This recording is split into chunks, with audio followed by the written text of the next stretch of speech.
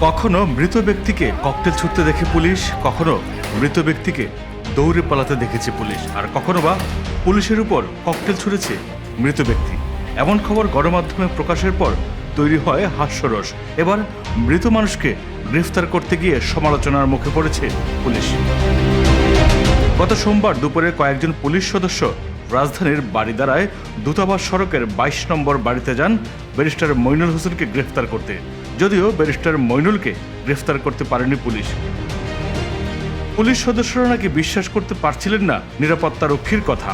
বাড়িতে থাকা নিরাপত্তারক্ষীদের জেরা করে জানতে চায় ব্যারিস্টার মইনুল কোথায়। তারা পুলিশ সদস্যদের জানায় ব্যারিস্টার মইনুল হোসেন মারা গেছেন গত ডিসেম্বরে।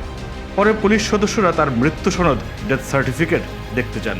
সেটি দেখানোর পর বিশ্বাস হয় পুলিশের। পরে তারা চলে যান। ব্যারিস্টার মইনুলের বাসায় তার পরিবারের কোনো সদস্য সে সময় ছিল না। প্রয়াত মইনুলের স্ত্রীকে নিয়ে তার ছেলে বর্তমানে দেশের বাইরে অবস্থান করছে।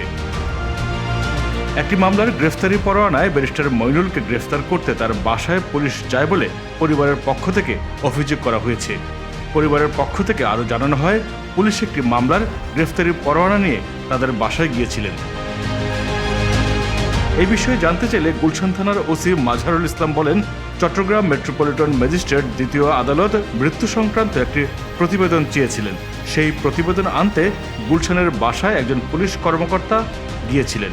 ওই বাসায় থাকা কর্মীদের কাছ থেকে মৃত্যু সনদ আনা হয়েছে। এখন তার মৃত্যু সংক্রান্ত প্রতিবেদন আদালতে পাঠানো হবে। গত বছরের ৯ ডিসেম্বর সাবেক তত্ত্বাবধায়ক সরকারের উপদেষ্টা ও দৈনিক ইত্তেফাকের সাবেক সম্পাদক মণ্ডলীর সভাপতি ব্যারিস্টার মইনুল হোসেন ইন্তেকাল করেন।